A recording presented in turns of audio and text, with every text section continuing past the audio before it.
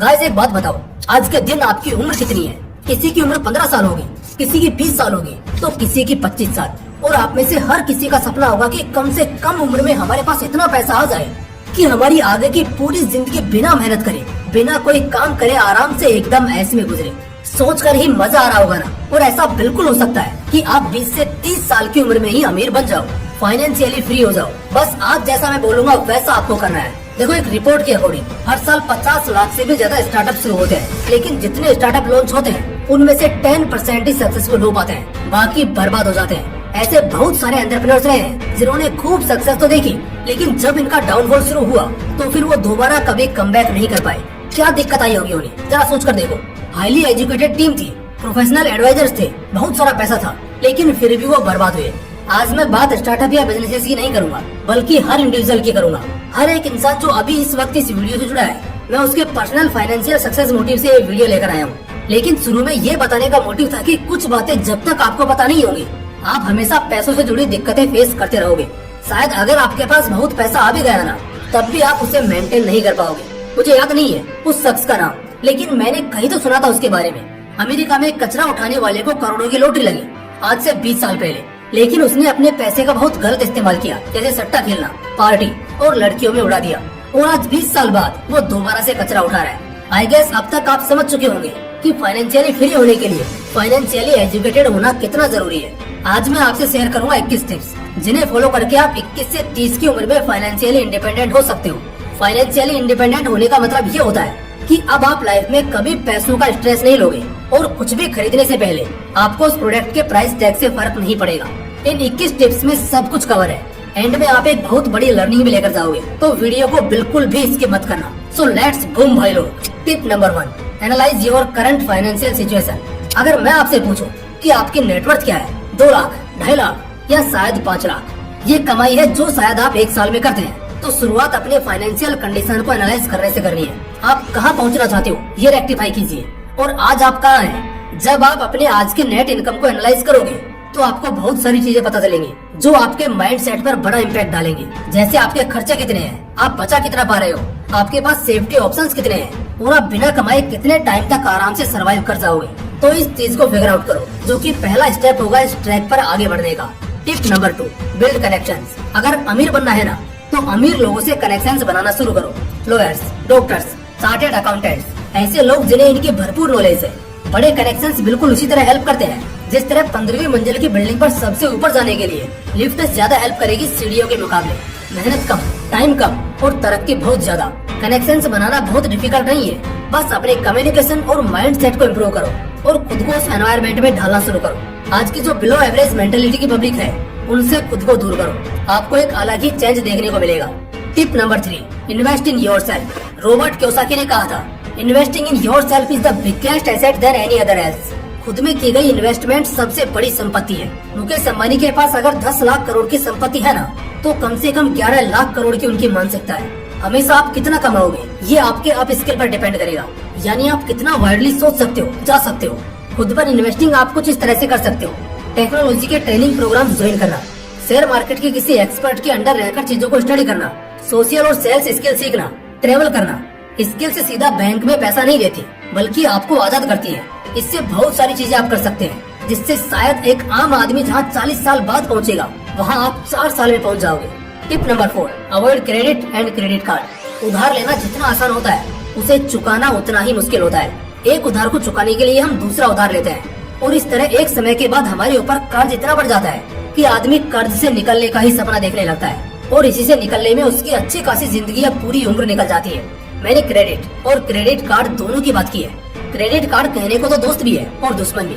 दोस्त उनका तो डिसिप्लिन्ड है, और मुझे पता है शायद आप नहीं हो, इसलिए उसे हाथ भी मत लगाओ। उधार और क्रेडिट कार्ड बहुत इमरजेंसी में इस्तेमाल करो, वरना और गरीब हो जाओगे।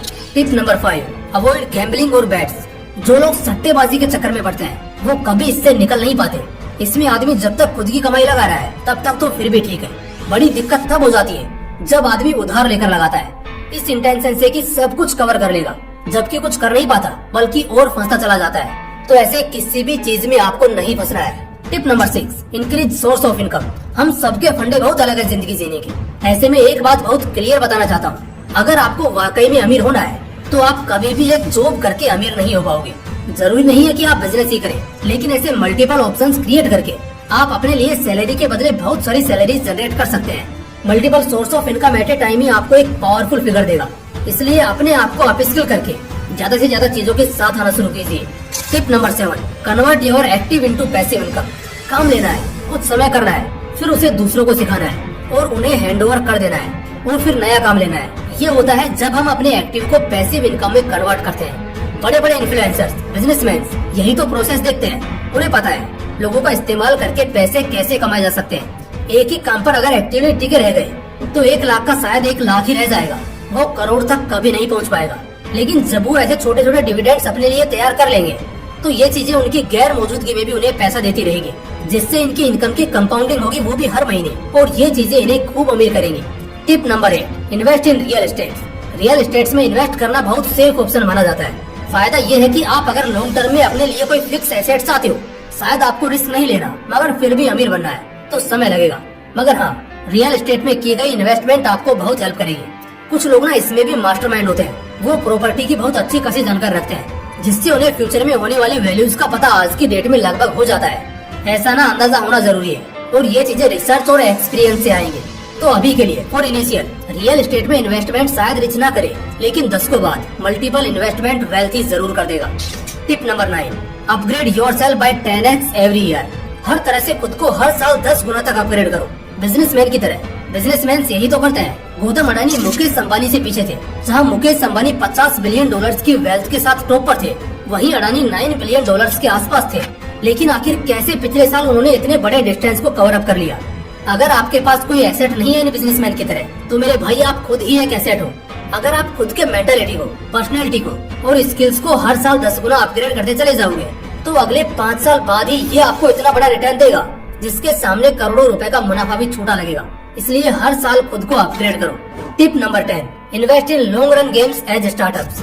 दोस्तों, आलिया भट्ट ने 2020 में नायका में 5 करोड़ का इन्वेस्टमेंट किया था और ठीक इसके 1 साल बाद उनके 5 करोड़ के शेयर्स की कीमत 53 करोड़ पहुंच गई।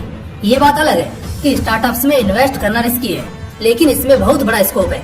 इसी वजह से जितने भी बड़े बिजनेसमैन होते हैं, वो छोटे मोटे गेम में पार्टिसिपेट नहीं करते, बल्कि बड़ा खेलते हैं। स्टार्टअप्स में उनके मिलियन और बिलियन डॉलर्स का इन्वेस्टमेंट लगा होता है, जो कि उन्हें बहुत वेल्थी बनाता है। लेकिन दोस्तों, आप छोटी शुरुआत जरूर कर सकते हो। थोड़ा रिसर्च और मेहनत लगेगी और कुछ एक्सपीरियंसेस को पढ़ना शुरू करो, जिससे आप ऐसे मार्केट में इन्वेस्ट करोगे जिससे आप कुछ सालों में काफी अमीर बन सकते हो। Tip number 11, investment in government bonds. Government her financial year में बहुत सारे प्रोजेक्ट शुरू करती है। अब क्योंकि ये खुद गवर्नमेंट का प्रोजेक्ट है, तो सिक्योरिटी का तो कोई टेंशन नहीं है। आप उन प्रोजेक्ट्स में इन्वेस्ट कर सकते हो और हर साल रॉयल्टी के नाम पर आपको उन प्रोजेक्ट से रिटर्न मिलता रहेगा और साथ ही आपका इन्वेस्टमेंट वैल्यू भी बढ़ेगा। गवर्नमेंट बॉन्ड्स में इन्वेस्ट करना बहुत ही स्मार्ट मूव होगा, लेकिन इसके लिए टेक्निकलिटीज की थोड़ी जानकारी होनी चाहिए। Tip number 12, insurance is the best assurance. दोस्तों, एक बहुत बड़ा बिजनेसमैन था। वो शिप से एक्सपोर्ट और इम्पोर्ट किया करता था। एक बार एक बहुत बड़ा डिजास्टर हुआ, जिसमें शिप तहस नहस हो गया। करोड़ों के प्रोडक्ट्स थे, लेकिन स्टिल कोई नुकसान नहीं हुआ। बताओ कैसे? ऐसा इसलिए क्योंकि उसने अपने उन प्रोडक्ट्स का इंश्योरेंस कराया था। उसको क्लेम मिल गया और उसने बहुत सारा लॉस बचा लिया। एक शार्प बिजनेसमैन या फाइनेंशियली स्मार्ट इंसान सिर्फ प्रॉफिट कमाना ही नहीं, बल्कि लॉस को भी कम करना जानता है। मिडिल क्लास लोग इंश्योरेंस न लेकर देर से ही सही, लेकिन फिजूल में बहुत सारा पैसा बाद में बर्बाद कर ही देते हैं, जो कि मुझे लगता है अगर पहले कर लिया जाए तो बहुत बेहतर रहेगा। इसलिए अगर आप थोड़ी भी अच्छी कंडीशन में हो तो इंश्योरेंस जरूर कीजिए। Tip number 13, budgeting. सपोज एक बड़ी सी बिल्डिंग बनानी है, तो क्या वो अपने आप खड़ी हो जाएगी? क्या कैसे भी बनाओगे तो चल जाएगा? पहले 10वें फ्लोर का काम शुरू करोगे तो क्या चलेगा? नहीं, उसके लिए पहले डिजाइन रेडी करना होगा, हर चीज फिक्स करनी होगी, हर चीज को सेट करना होगा, नहीं तो बिल्डिंग बनने से पहले ही गिर जाएगी। इसी तरह अगर फाइनेंशियल क्राइसिस नहीं फेस करना चाहते हो तो बजटिंग करना शुरू करो। पैसे कहाँ, कब और कैसे यूज कर रहे हैं, इसे प्रॉपर प्लान करो। और जब तक तुम एलिट स्टैंडर्ड में नहीं पहुँच जाते हो, तब तक खर्च को कम और पैसे को सिर्फ और सिर्फ बढ़ाने पर दिमाग लगाओ। इसे प्रॉपर बजटिंग कहते हैं, जहाँ खर्च कम और कमाई ज्यादा हो। Tip number 14, diversify your investments. दोस्तों, अपने इन्वेस्टमेंट्स को डाइवर्सिफाई करना शुरू करो। डाइवर्सिफाई करना एक रिस्क मैनेजमेंट स्ट्रेटेजी होती है, जिससे आपका फायदा तो ज्यादा होता है, प्लस नुकसान होने के चांसेस भी बहुत कम होते हैं। इसका ये मतलब होता है कि किसी भी एक एसेट में पैसा लगाने से बेहतर है अलग अलग एसेट क्लास में पैसा लगाया जाए। आपका इन्वेस्टिंग पोर्टफोलियो एक मिक्स ऑफ इन्वेस्टमेंट का होता है, जिससे अगर किसी एक में नुकसान भी हुआ तो दूसरे का फायदा आपको फिर भी फायदे में रखेगा। फॉर एग्जाम्पल, अगर मैंने 1000 रुपए का एक शेयर खरीदा और अगर कंपनी लॉस में गई तो मैं भी लॉस कर जाऊंगा और मेरे पास कोई बैकअप प्लान नहीं होगा। एट द सेम टाइम अगर मैं उन 1000 रुपए के 10 अलग अलग शेयर खरीदता हूँ तो अगर प्रॉपर कैलकुलेशन करा है तो सारे मुझे फायदा देंगे। लेकिन अगर किसी ने नुकसान भी दिया तो दूसरे की वजह से रिकवर हो जाएगा और मैं प्रॉफिट में रहूंगा। अब ये तो इम्पॉसिबल है ना कि 10 की 10 कंपनीज एक साथ बैंकरप्ट हो जाए। और अपने इन्वेस्टमेंट को डाइवर्सिफाई करने का मतलब 10 अलग अलग कंपनीज में ही पैसा लगाना नहीं होता, बल्कि इसका मतलब आप एसेट के अलग अलग क्लास में इन्वेस्ट करते हो, जैसे stock, vehicles, other business, gold, jewellery, inventories. इसमें आपको लॉन्ग टर्म प्लेयर की तरह खेलना होगा। तो ट्रस्ट में थोड़े पेशेंस के साथ आप बहुत ज्यादा अमीर हो जाओगे। Tip number 15, seek professional advice. एक बात को चाहे कितना भी झुठला लो, लेकिन एक सच कभी नहीं बदलेगा कि आप फ्रेशर होकर जोश में तो खूब हो सकते हो, लेकिन एक्सपीरियंस के मामले में किसी प्रोफेशनल से कम ही रहोगे। ऐसे में प्रोफेशनल एडवाइस लेकर काम करना ही बेस्ट है। जैसे सीए हो गए, इन्वेस्टमेंट बैंकिंग या बैंकर्स या फिर एडवोकेट्स, बिल्डर्स, इन सब लोगों से कनेक्शन बनाओ। और अगर थोड़े पैसे लगे भी तो चलेगा, मगर इनसे एडवाइस लेना शुरू करो। इसके 2 फायदे होंगे, एक तो कम लॉस खाओगे और दूसरा आउटकम्स अच्छे मिलेंगे।